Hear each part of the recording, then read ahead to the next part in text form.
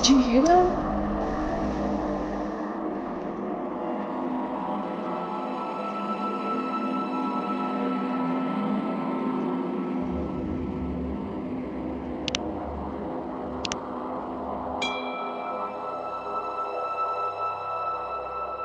And welcome everyone to Haunting Live podcast this week. Thank you so much for tuning in and being here with us today on Haunting Live. We have reached episode number 20 this week of season 2 already. Things are just flying by, and we always appreciate your support here on the show.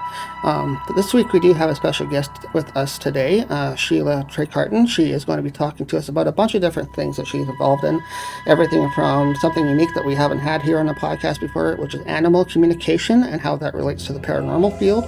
But also she's intuitive and also a medium too. So we're going to be talking about all that stuff with her here today on the podcast. So let's bring in Sheila today.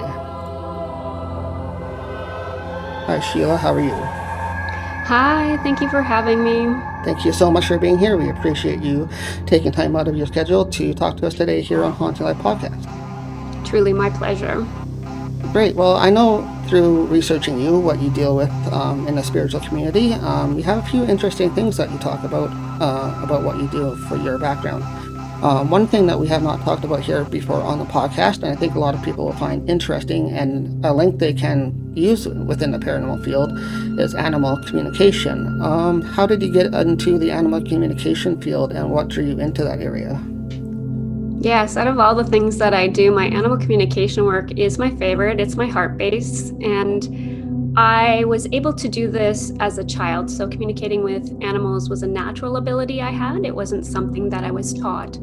But I do believe that everybody has the ability to do it. I even teach it, so I prove that along the way. And it's a beautiful skill for all of us to have. But how I started was as a small child, I would go out into the woods around our home because we lived in a rural space. I actually lived in a log house, and it was a dream of my dad's to live in a rural area in a log home. And so it wasn't my dream as a child, but it ended up serving me well.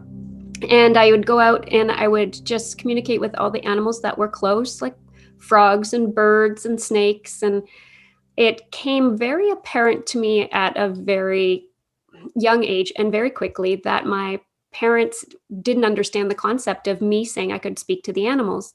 I was a very shy and introverted child, and I felt very insecure. So when I would talk to my parents, or I'd bring home an animal, and my mom would, I remember bringing home a snake and knocking on the door and surprising her with it. Well, she didn't think that was great. She came after me and the snake with a shovel. But I was just telling her the snake just wants to be our friend, and can he come in? And so my mom was like, are you kidding? That's crazy. And quickly I realized that this wasn't something that they were exposed to or that they believed to be true. So I suppressed it. And along the way, people would say how animals could easily come up to me and they seemed like they were attracted to me. And I would just slough it off and I would pretend that nothing was happening. Then about the age of, I guess, yes, around the age of 18, I decided to study more consciously in the holistic field, in the spiritual field. And I started to study like chakras and mediumship and meditation and all those basic things. But I stayed away from the animal communication because it wasn't a good experience for me when I was a child. And I didn't want people to think that I was odd or weird. We're talking over 20 years ago now. So it wasn't a mainstream thing back in that day. So I got into the spiritual stuff. I took business in school. I specialized in small business management and entrepreneurship. And then I opened my own business, which was a crystal store. And then I ended up on another pathway. My son became ill and I closed that store. And here I am later in my 20s, speaking on the phone to a friend of mine who lived about an hour away. And his dog started talking to me. And we had this big conversation, and I wasn't telling my friend that this was happening, but I was asking him the questions that the dog was asking me. And it was like, why did you move my bed upstairs? And why did you move the couch in front of the window? And he at one point said, do you have a camera in my house? Like, how do you know these things? And I just kind of chuckled uncomfortably. And eventually I told him, and I thought he would think that I was quite odd or weird. But his response was, "Oh my gosh, that's so exciting. Which one?" Because he had two dogs at the time. And then beyond that, we talked for about an hour with his dogs. And he said, "You have to do this for other people."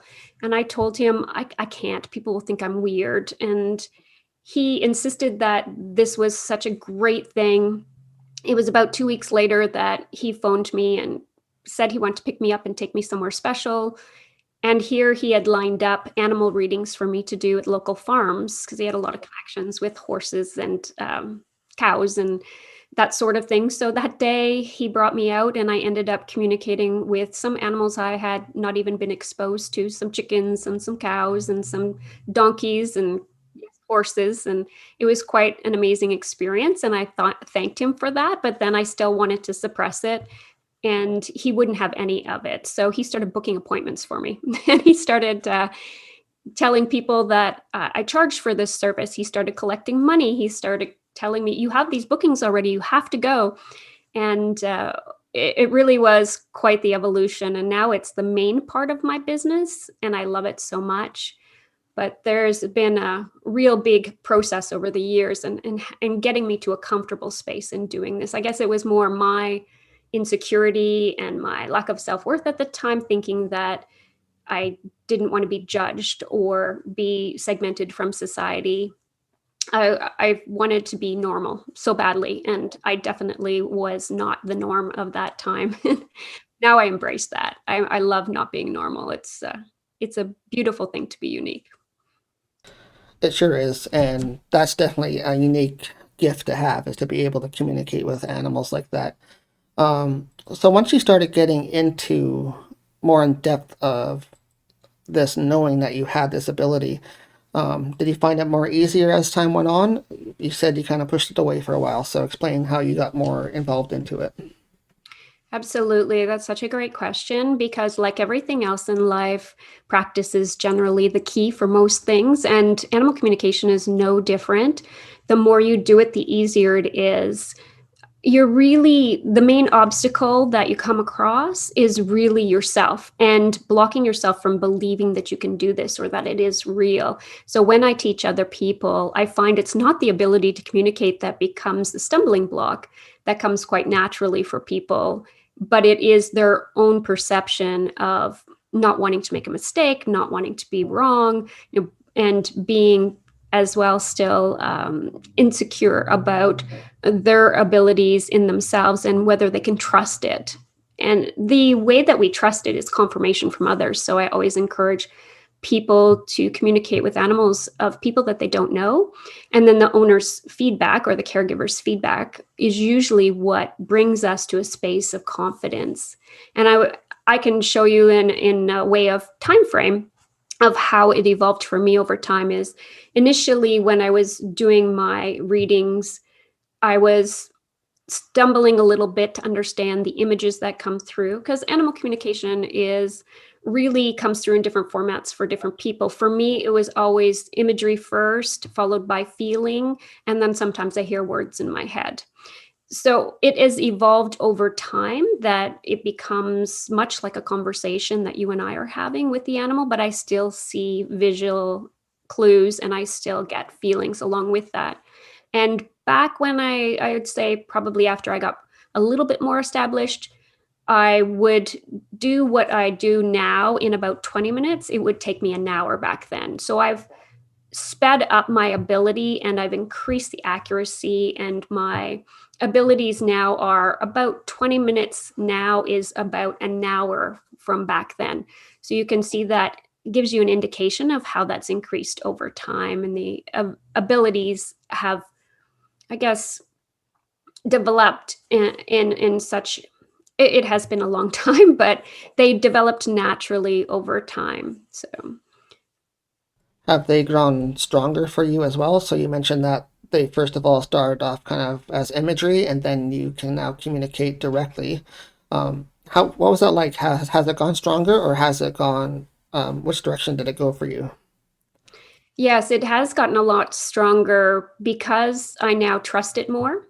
So it flows more, because when we trust and we believe, then of course, as I'm sure everyone is aware, the energy flows much more freely. And then I'm not blocking the communication. So the accuracy has increased incredibly. And sometimes I find myself feeling so strongly about what the animal is saying that sometimes I will push the point with the caregiver, because I know this animal is the animal's not lying, and I'm not misreading this information. Like this is actually a message that has value and meaning.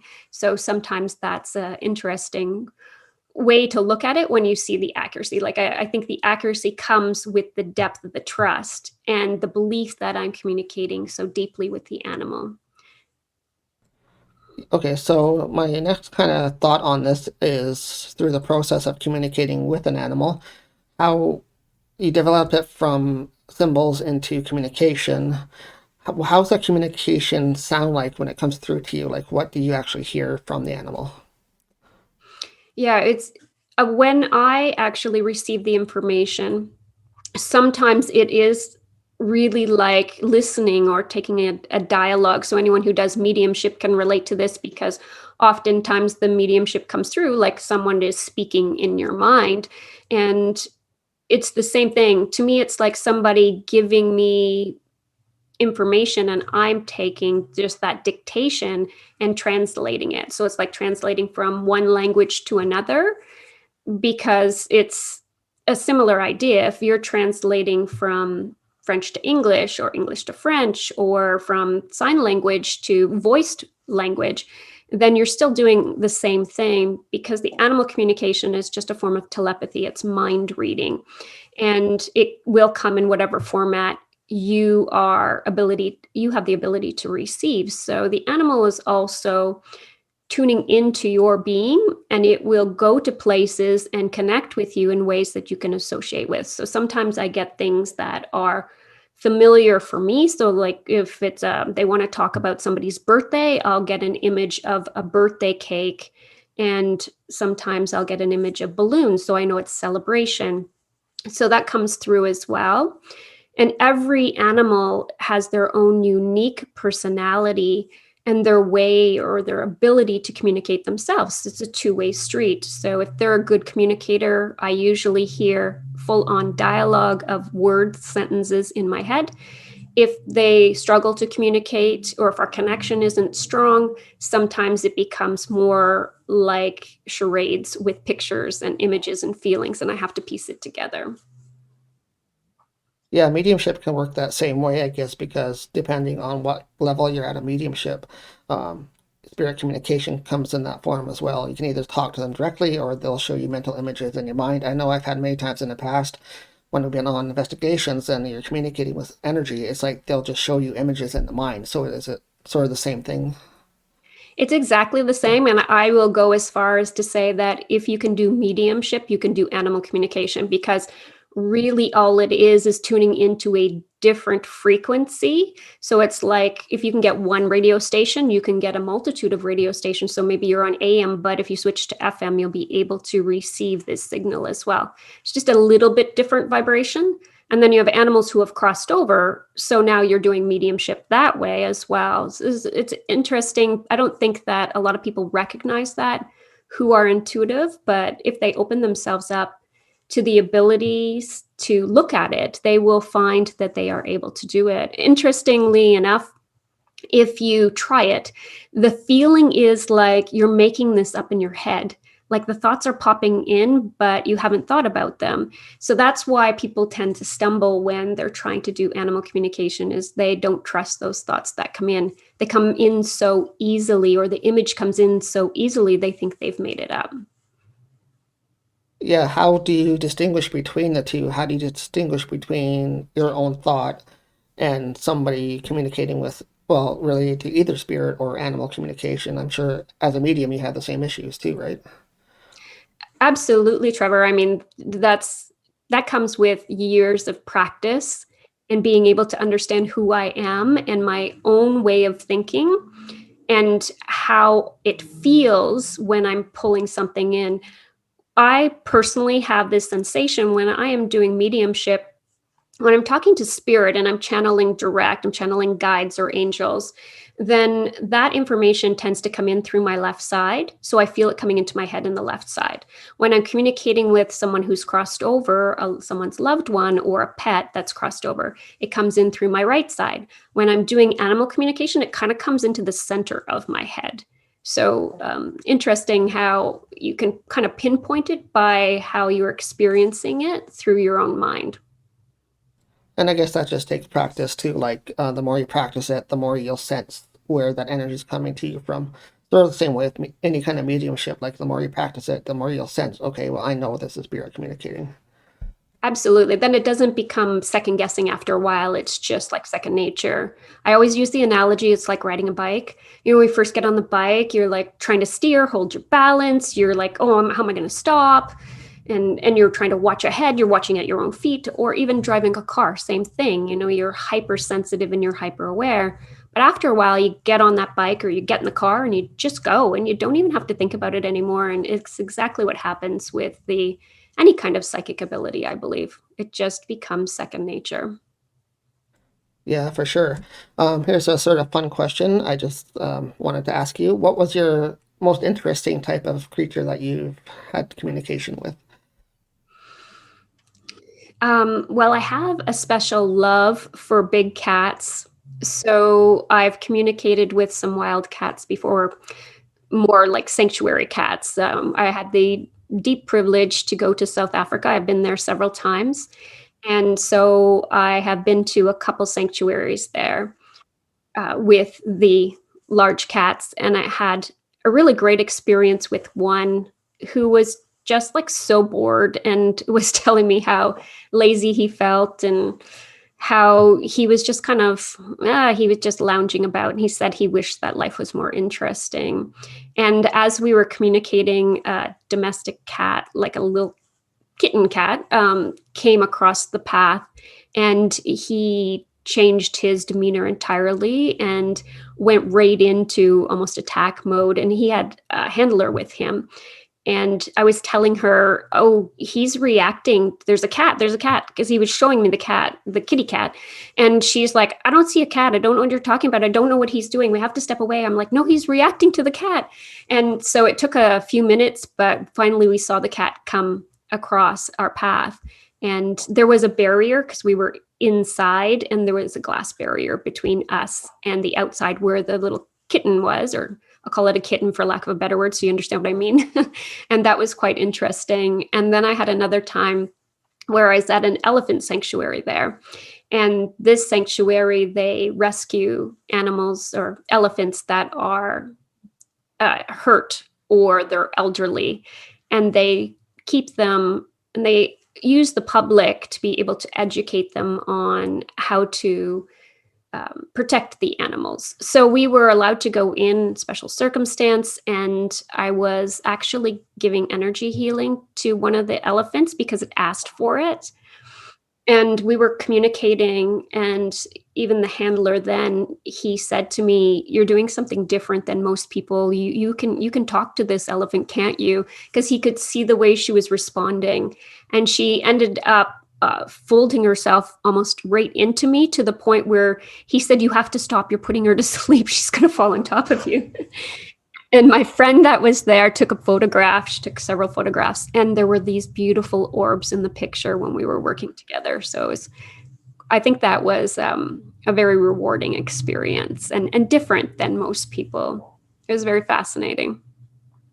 For sure, most people don't have that amazing opportunity like that to go into sanctuaries, and if they have a gift like that, to actually communicate with animal spirit. Hmm. Let's jump onto that topic next then. Do you also communicate on the level of animal spirits when when animals pass away? Do you communicate with their spirit as well? It is one of the biggest requests that I get, to communicate with an animal who has crossed over. Now, when we think about the grief that we hold when our beloved fur baby crosses, it can be devastating, because to me, it's like losing a child. And I think a lot of people have that experience. So I'm very honored to be able to give that connection to their animal who has passed over and is in spirit. And I usually ask that the animal be crossed for about a week before I connect with them, so that they have time to adjust, because they're going from one energy level to another. And that takes time. It's like moving into a new home, and they have to get situated and unpack and understand the way to be able to communicate easier. When they have crossed for about a week, the communication is usually nice and clear, and I can bring through the information no problem. And these animals, they talk about themselves, their personality, and also private things with their caregivers that I would never know. So it's not just fluffy stuff. I mean, they're direct information to help the caregiver understand that that pet who is crossed over is actually there with them. And they'll even talk about things that have happened since they've crossed over, or they'll talk about things that have been done with their body, or how they've been celebrated, their life has been celebrated.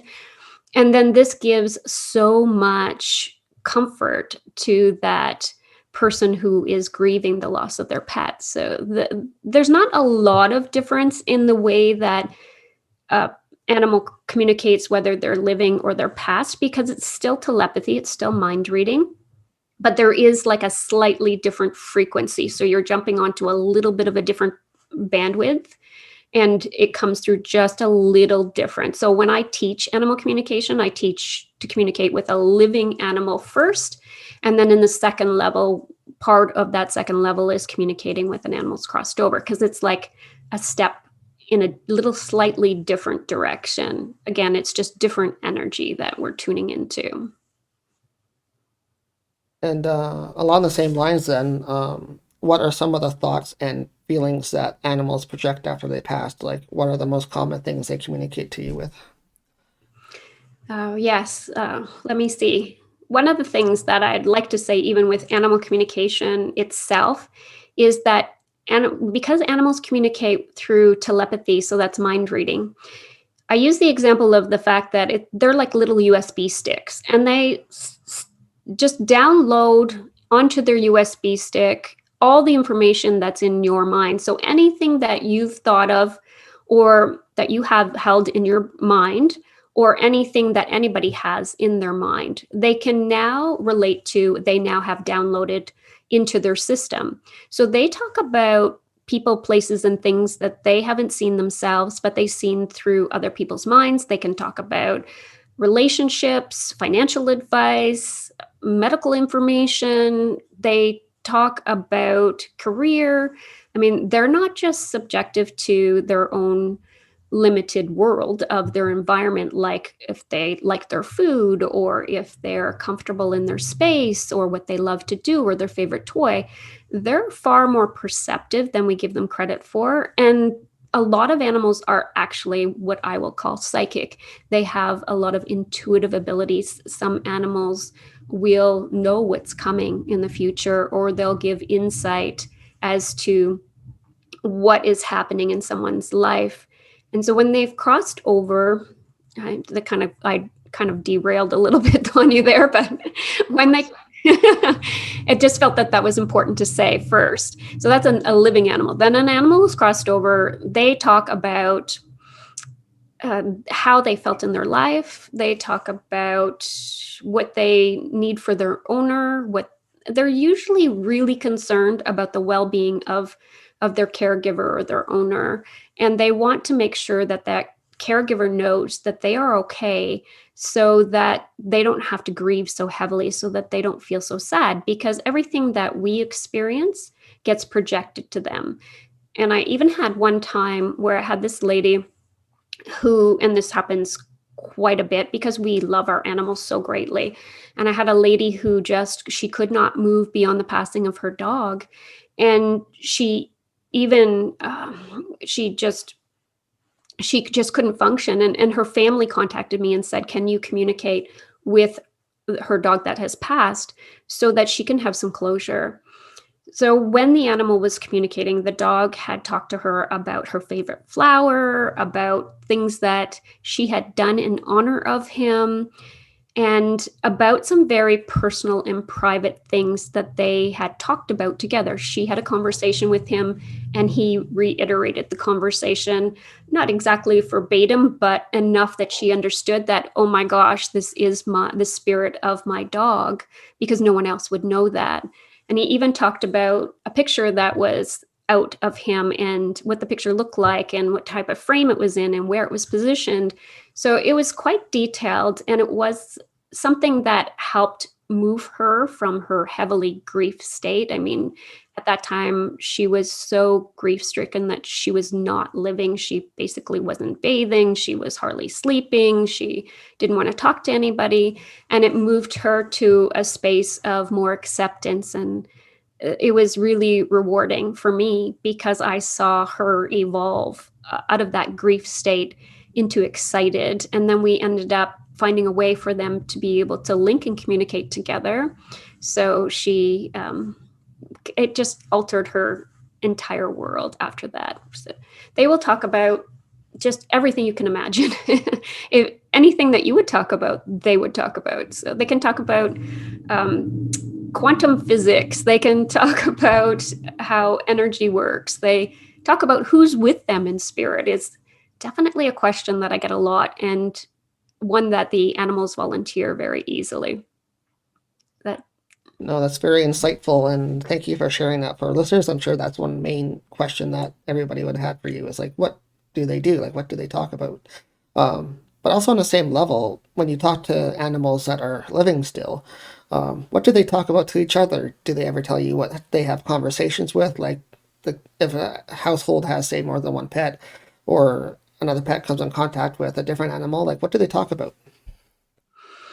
Yeah, their conversations are happening all the time. And one thing that we probably don't consciously recognize is that when our brain is going, if we're a really heavy thinker and that hamster is going like crazy in our mind, then we all have to realize that the animals pick that up nonstop. It's like you talking out loud to them. So they will pick that up as a continuous thought process or a continuous conversation. And they are doing that with other animals. They're doing it with all the people that are around them. So we wonder why they need to nap a lot and sleep, but they're exhausted, right? They're taking in all that information and they can't help it. It's just there. People go, well, just tell them not to take that on or not to listen to me, but they can't help it. It's like me trying to ignore you when you're talking out loud. So sometimes they don't usually have a great deal of conversation with me about what other animals are saying, but they will have a lot of concern about the other animals. So if I'm channeling them, then they'll just tell me what their housemate needs or wants or how they feel or their concerns about them, or they'll talk to me about their personality. I get that a lot. And I had the other day where a dog was saying how buggy their partner was. They love them, but they bug all the time because this dog was very chill and the other dog in the house was very hyperactive. So they were telling me about the difference between their personalities and how that was affecting them. They come a lot from the first person, but they also have such caring, compassionate, heartfelt energy within them that they are always talking about the others that are around them. Well, that's good that they're aware of the other energies so they can talk about the other animals as well. That's something I'd always wondered, like, do they talk to each other or do they just sort of talk amongst themselves or what? So, thank you for the insight on that. But let's skip topics now a little bit today with you directly and talk about some other areas that you're involved with. I know you're also intuitive as well as a medium. So how did you sort of develop into the mediumship aspect of your field compared to being an animal communicator? Yes. Well, I'm very blessed to have most of the abilities that I have be natural. So at the same time, I was able to communicate with animals when I was a child. I was able to see spirits. Not such a great thing back then when I was a child, and I was terrified. I mean, it was uh, just unbelievably paralyzed me with fear many, many times, especially at nighttime when I was going to bed.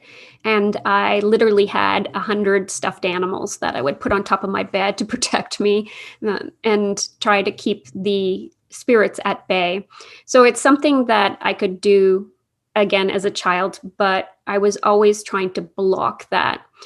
It was about when I was about 12 or 14, I began to feel too overwhelmed with all of the being inundated with all of the information that was coming in, both from animals, through mediumship, through people's minds. Oh my gosh, I could pick up people's feelings so easily. And I didn't always translate them correctly. Like if someone was angry or upset, I would take that personally. And I thought it was about me. I didn't understand that it was about something else, because I was picking up the energy. I thought, well, it's clearly projected at me. That's why I'm receiving it. So that was really difficult. And about the age of somewhere around 12 or 14, I literally shut it all down. I figured out how to suppress it in a way that I just turned it right off. And when anything tried to come through, I would just close the door. So it was about the age of 17 where I had a very important person in my life. It was my partner at the time, and we had been plans to get married. We had plans to move to another city. Our lives were all planned out. And unfortunately, he was killed in a motorcycle accident quite unexpectedly. Unexpectedly and not unexpectedly, because I had impressions or understanding that this was going to happen. I knew he was leaving. I didn't understand how. But exactly a week before he passed, at the same time of night, we were sitting on the couch at my sister's house. It was raining, and I was talking to him, and I started to cry. And I said, you know what? I know you're going somewhere. We're going to be separated. I don't understand how this is happening, but I know it's coming soon, and I don't think I'll be with you anymore. And I used to get these visions of this probably about 6 months before he passed, where we were being separated, and it was debilitating fear. I would be paralyzed. I couldn't even move any part of my body because I was in so much fear of what was to come. So when we were sitting there about a week before he passed, I had this candid conversation with him. And finally, because all the time I had these other episodes where I was paralyzed, he kept denying it. Oh, don't be silly. Don't be ridiculous. It's not going to happen. That's not going to happen. I'm going to be fine. And this particular evening, he didn't deny it. He looked me right in the eyes, and he started to cry. And he said, you know what? I feel it. You're right. I know. I think something's happening, but I don't get it either. And then a week later, he was killed in this motorcycle accident. And then after that, I basically shut down. Like I stopped living for about 6 months and just went through the motions.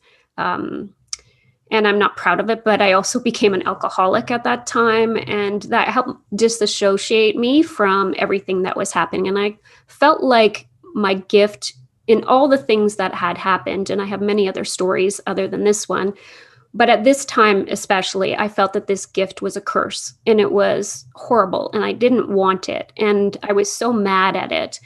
So I numbed myself, and it took me a good 6 months. I one day just said, okay, I'm not doing this anymore. Either I destroy myself or I live. I have two choices. And if I'm going to live, I have to embrace this. I have to figure it out. At that time, I was about 18.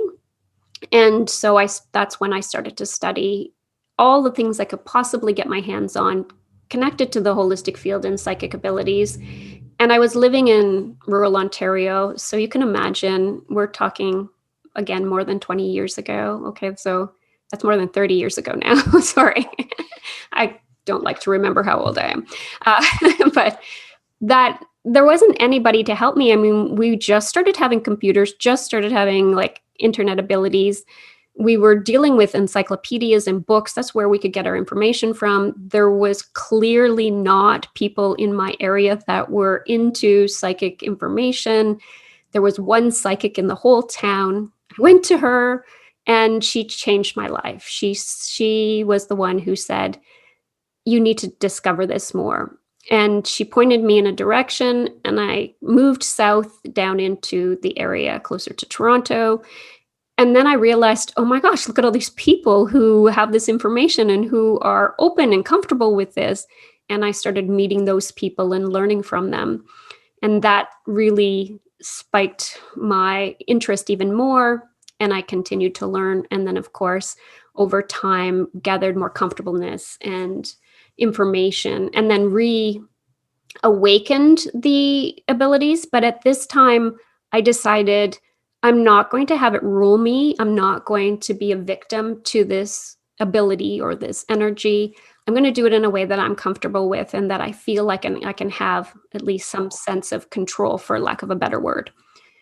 So I reawakened the abilities, but this time learned how to turn it on and turn it off. So when I walk about, I actually turn what I call a dial, and I turn that dial down, and I can function in everyday life, and I'm not usually overwhelmed unless the energies are quite intense, then they bombard me. But I turn it back up when I'm working or when I want to tune into something. And that's how I've learned to manage it and to keep myself in a space where I can function and be in a healthy state. Otherwise, I find it's overwhelming and it can be all consuming as well. I'm sure many people are having those difficulties with their own abilities. Yeah, no, in fact, that's one thing I do tend to ask our guests, especially these days on the show here, is how do you, or what would you recommend to people that are experiencing things like intuition that they haven't experienced before? A lot of people are now more closed in, they're more indoors all the time. They may be sensing things or experiencing things that they have not connected with before in their past. So, what advice or guidance would you give to somebody that's maybe having these intuitive thoughts? Yes, that's such a good question, Trevor. I think that the first thing I would tell people is to make sure that they bring themselves to an understanding of what they're dealing with. So, education is definitely the key that's going to help them feel more comfortable and more safe. The thing that I felt when I was a child is I didn't feel safe, and I feel totally safe now. I don't have any issues with negative or shadow spirits. I totally understand them. I feel great in any space. I can adapt, and I don't allow those energies to overwhelm me. Being grounded often is very helpful, and understanding that you have control because it is your energy, and anything that comes through, you do have a say as to what's happening. It's one thing I always tell people with shadow spirits is that they need to understand that they have the control of their own energy, and the shadow cannot affect anyone without permission. So you have to have belief in your own strength and your own control of your energy. The one thing that I tell people when they're starting to learn about spirituality or psychic abilities, their own intuition, is first understand yourself. First, feel safe with yourself, and then feel safe in general. Learn about protection, learn about grounding, learn about how to master your energy, and then move into the other areas. If it's awakening on its own and that intuition is happening like it did with me when I was younger and it was debilitating, then I would say seek out help and seek someone who has already went through something like that, or at least has knowledge to be able to guide you and assist you, so you don't feel alone, and they can help you to feel empowered in that journey. It's not a thing that we should be afraid of, and it's not a thing we should be ashamed of. We should be proud of it. We should walk with it and learn how to work with it. And it's a part of us. We want to meld that into our life in an acceptable manner for us. And that can be different for every person. So I think it's important for us to understand ourselves and what we're accepting of and what we're comfortable with and how safe we feel. And then we progress and we move from there. Yeah, no doubt. Everybody does things their own way, especially in the paranormal and mediumship fields. And that's what Haunting Live podcast is about talking about people's experiences as they develop their journeys. So thank you for sharing that. Do you have any experiences that you would like to share about your mediumship? Like what was one big instant that you're like, oh wow, that's something weird that happened to me? Yeah, absolutely. I really just want to say too that it's great to have your podcast, and it is another vehicle for people to be able to educate themselves. And listening to other people is such a great way to learn and gather information. I mean, I did that all my life, trying to figure out, looking at the buffet of information that's out there and trying to figure out what matches me and my frequency.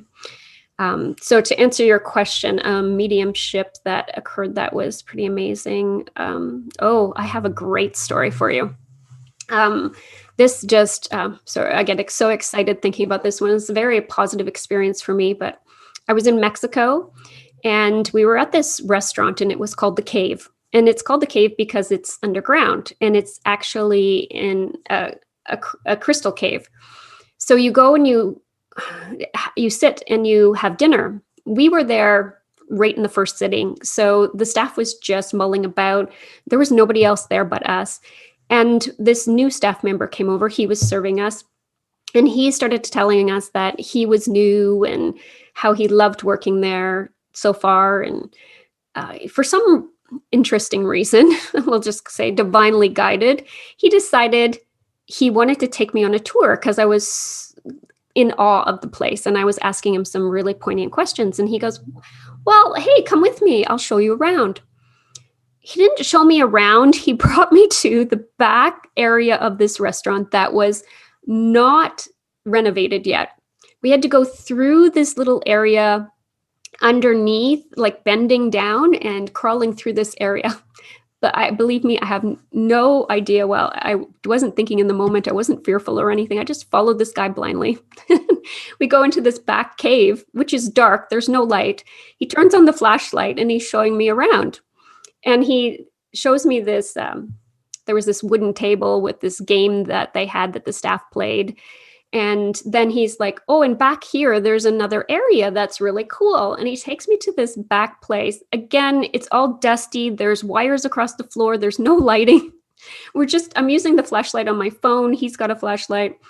We go to the back corner of this cave and I can feel this energy. And I'm like, wow, this energy is remarkable. I can feel my heart change, the heartbeat change. And I am like in awe of the feeling of this space. And I said to him, oh my gosh, this is beautiful. Can I take some pictures? And he was like, okay. Like, I don't understand why. It's like just an unconstructed cave. And I said, it just feels like I just need to take a picture. So I go to try to take a picture and the camera won't work. And I said to the guy, I'm like, oh, my camera won't work. And he goes, oh, really? Why? And he comes over to try and help me. And as I'm trying to take the picture, it goes to video and then the video comes on and it starts to film and you can see all these orbs and spirits coming at us. Oh my gosh, he screamed and he left me in there by myself. So I'm still sitting there in awe. I take some more pictures and I talk to the spirits that are in there and they tell me that they're mainly ancestors from that space and they lived in that area. And that this was like a magical place that they all were attracted to because it was private and sort of undeveloped. And that this is a space like a sacred area. So I'm talking away to them, which was quite amazing. And I end up going back out into the restaurant. I grabbed my boyfriend at the time and I said, come back to this space with me. And we went back to that same space. And I said, I want to have some pictures with these energies. They're so beautiful. And I put my arms straight out beside me. And he said, it won't work. The camera won't work. And then all of a sudden, he took a couple pictures and he says, there's nothing here. It's just blank. There's no energies, not like what you showed me in the other pictures that you took. So I tuned in and I asked the spirits, I'm like, is it okay to have a picture with you? Will you take a picture with me? And they said, yes, but put your arms down. That's so rude. And so I lowered my arms into a position that having just beside me with my hands up. And I just held gratitude. And then my boyfriend started to freak out because he's like, oh my gosh, what are these things? They're coming in like crazy. And you could see the forms in the pictures and in the video. It's just remarkable. So I think that's the most incredible mediumship I've had that was outside the norm of you channeling someone's loved one or channeling a spirit that is in a home or channeling a stuck spirit for another example, because I've had that happen. I've had many times where I've channeled people in buildings, spirits, entities in buildings, and they're all quite fascinating and unique in their own right. But that particular occurrence in the cave in Mexico was just one of the most beautiful, profound things that I've ever had the opportunity to enjoy, for sure. Sounds amazing. I wonder if the waiter knew about the energies or if he was influenced somehow to bring you back there. I think that somebody was working through him because we did not see him again. He sent somebody else to our table to help us. And then at the end of the night, he was afraid to come near me. And I had to go over to him and we had a little conversation. And then in the end, he felt okay, but he was really nervous after that. Yeah, I can imagine some people aren't in tune or accepting of it as like mediums are. So really interesting. And I think I do know which cave you're talking about. I think I've seen it before and stuff on Oh, different good. media and stuff. So I think I'm aware of which one it is. But yeah, sounds interesting. Interesting place to go to for sure. It'd be cool to investigate sometime, something like that. Oh, yes. I'll But send you the information. You can check it out. yeah, that'd be amazing. So, before we let you go here today, Sheila, is there anything that you've been working on lately, or anything? How has your mediumship and clients been during COVID? Do you want to talk about that for a little bit? Sure. Yeah, luckily I can do everything virtually. So I haven't had a problem shifting my business. I have been communicating with people globally for many, many years. So I have talked on the phone or through email, or now we have lovely Zoom, which makes all the difference in the world for us. It's a great way to communicate.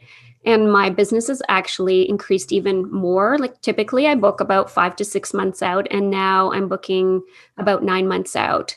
So it really has blossomed and increased. But I'm finding that because I have so many people who want information, like I do a life path reading, which is a channeling of the guides and angels to help people understand where they are at in their life and the energies that are around them, the life lessons that they're experiencing.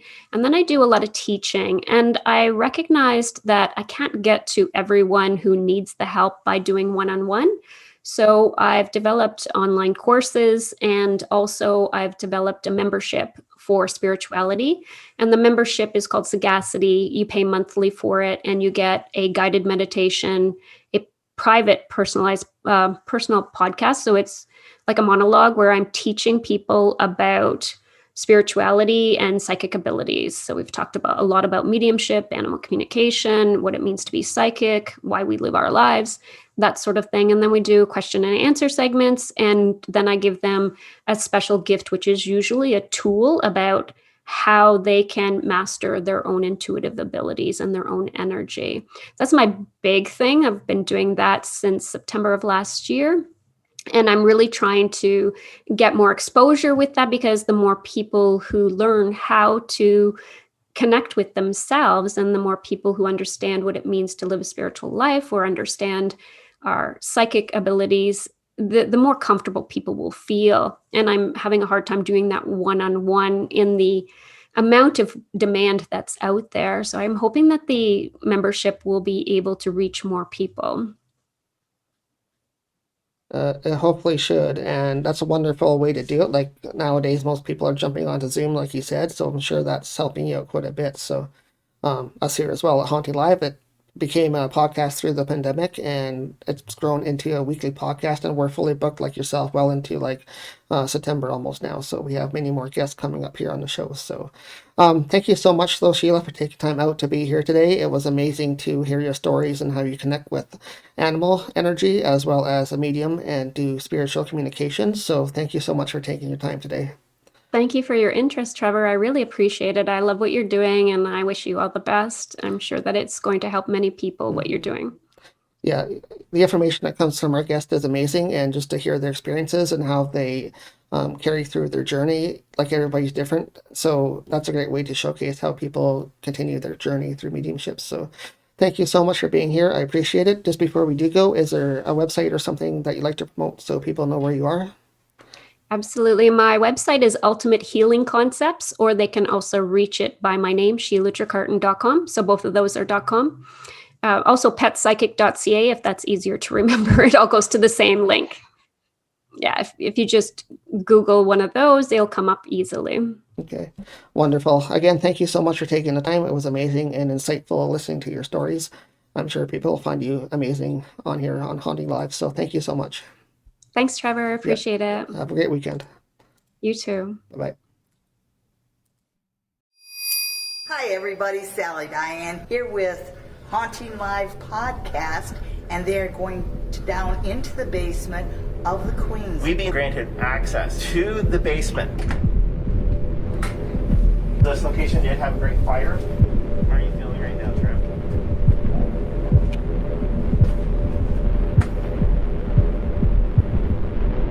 Don't be afraid.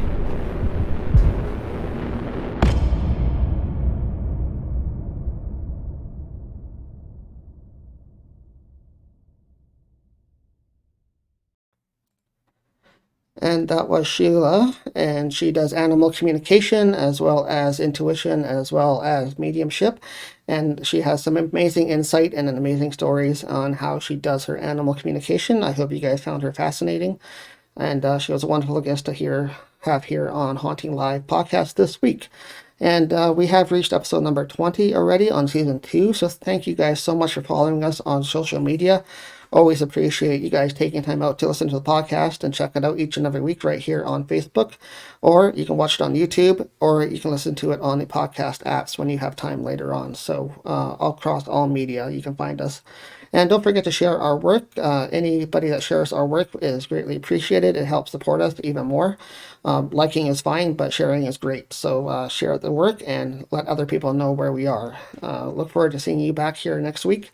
But just before we do let you guys go, a couple of announcements to talk about. First, as always, Ghosts of the Queens 2021 tickets are available right now at on our website. So go to HauntingLivePodcast.com under events. You can check out our Ghost of the Queens event. It's a 2-day event. That's cost is $140 for the whole weekend, and you do get the Friday and Saturday out of that. So go check out our website for details, and all that information is there for you to check out.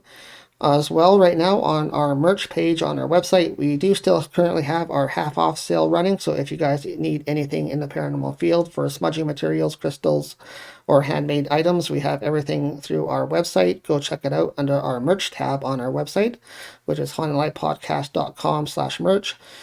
Otherwise, don't forget to check out Chris. Chris does his angel readings 2 days a week now. He does them Wednesdays at 8:30. And this Wednesday, we're going to do a special little preview before the reading segment. We're going to go over the items that we have on our website that are currently on sale for you guys to check out to learn some more information about our new products. So look forward to that with you guys. And then, of course, Saturdays at 3 o'clock on YouTube. So that's Wednesdays at 8:30 and Saturdays at 3 o'clock. But other than that, guys, thank you very much for tuning in. We appreciate your support each and every week here at Haunting Live Podcast. And like I said, don't forget to share our work. We appreciate your support. And we look forward to seeing you guys right here next week for our next guest. Take care, guys, and stay safe.